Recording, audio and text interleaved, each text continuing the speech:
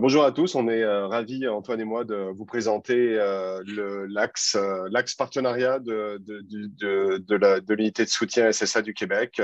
C'est un axe que nous développons avec tous nos partenaires du Québec depuis déjà quelques années, depuis presque 6 ans maintenant. Alors, la particularité de cet axe, et je laisse la parole à mon collègue Antoine, c'est justement d'avoir été dès le départ un axe de mobilisation de l'ensemble des expertises à l'échelle du Québec en matière de partenariat patient et public. Alors, je pense que ça a été une des grandes caractéristiques qu'on continue aujourd'hui dans la version 2.0 de l'axe. Et d'ailleurs, Antoine, présente-nous cette belle équipe. Donc, l'axe, c'est d'avoir une grande équipe. Au niveau central, c'est l'alliance entre le Centre d'excellence sur le partenariat avec les patients publics et la Chaire de recherche du Canada. Donc, ici, à votre gauche, co-direction de l'axe. Mais on a aussi mobilisé des experts québécois dans le partenariat pour l'ensemble des RUIS, des 4 RUIS du Québec. Donc, les RUIS de l'Université de Sherbrooke, l'Université Laval, McGill et de l'Université de Montréal. On a aussi une grande communauté de pratique, Vincent, que je te laisse présenter. Alors effectivement, on a la communauté québécoise des patients partenaires en recherche, donc qui est d'ailleurs coprésidée par ma collègue Catherine Willémy qu'on a vu tout à l'heure et Mathieu Bouchard. Donc un peu plus d'une vingtaine de patients aujourd'hui mobilisés et dédiés. C'est une communauté, c'est important, qui est autogouvernée. Je pense que c'est une caractéristique essentielle à bien comprendre et qui véritablement travaille à améliorer les pratiques et l'engagement des patients dans les contextes de recherche de différentes façons. Et je tiens à souligner notamment la première version d'un journal écrit, coproduit, produit par les patients qui s'appelle Expérience, qui est disponible sur le site de l'unité de soutien. Je vous invite tous à le lire avec des magnifiques témoignages de tous nos patients impliqués à l'échelle du Québec.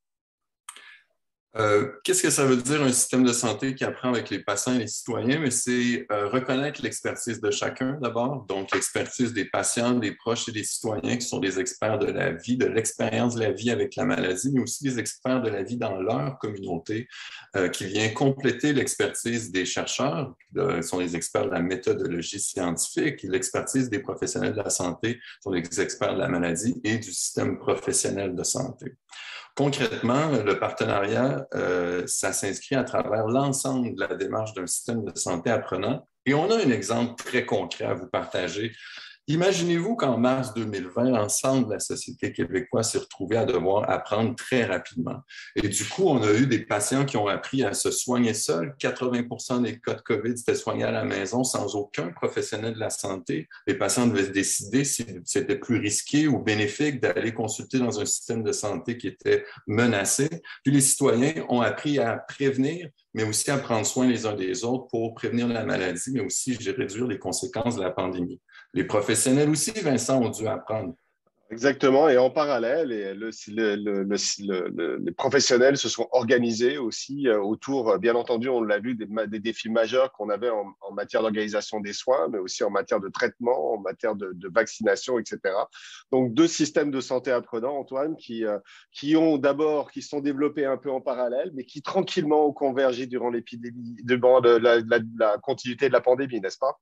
Et moins de 2 ans plus tard, décembre, janvier 2020, 2021, 2022, on a la moitié de la population québécoise qui attrape la COVID, qui s'auto-diagnostique à la maison, qui s'auto-soignent par eux-mêmes, qui autogèrent les éclosions auprès de leurs proches et qui vont consulter un système de santé au besoin qui lui-même est beaucoup plus sécuritaire et beaucoup plus apte à prendre soin des conséquences de la pandémie. Donc, un système de santé qui apprend, ça existe, c'est déjà en émergence, c'est un mouvement naturel, mais on peut aller plus loin et c'est pour ça qu'on a une offre de service pour vous.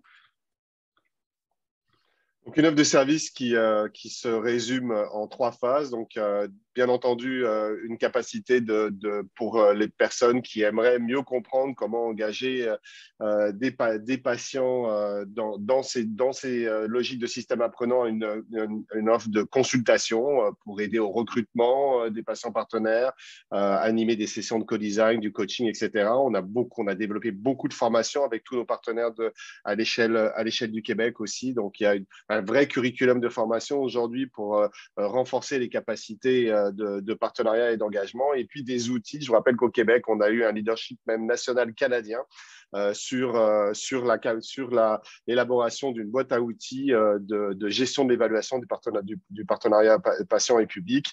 Et donc, bien entendu, sont à votre disposition toutes les meilleures pratiques actuelles disponibles au Québec et ailleurs dans le monde sur notre site, directement sur le site internet de l'unité de soutien. Alors, on est ravis de pouvoir vous offrir aujourd'hui une offre de service très large pour accompagner vos prochains projets ou initiatives.